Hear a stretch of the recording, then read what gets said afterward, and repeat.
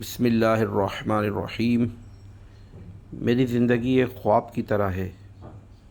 آج میری اولاد بھی ذی شعور ہو گئی ہے، مگر ایک چہرہ نظر کے سامنے ہے اور دل و دماغ پر چھایا ہے۔ وہی ہے جو ہماری ہر ضرورت کا خیال رکھتا تھا، خود چاہے ایک جوڑا بنائے، پر ہمارے لیے عید پر ہر دن کے لیے الگ الگ سوٹ اور اچھی دکانوں کے برانڈڈ شوز ہوتے تھے۔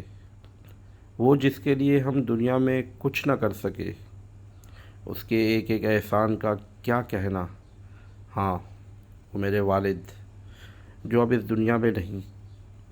یا اللہ پاک اپنے بڑے دلوں کی برکت سے ان کی بخشش فرما، ان کے درجات بلند فرما، ان کی برزخ کی زندگی خوشحال فرما، اور میرے والد کی قبر کو جنت کے باغوں میں سے ایک باغ بنا دے۔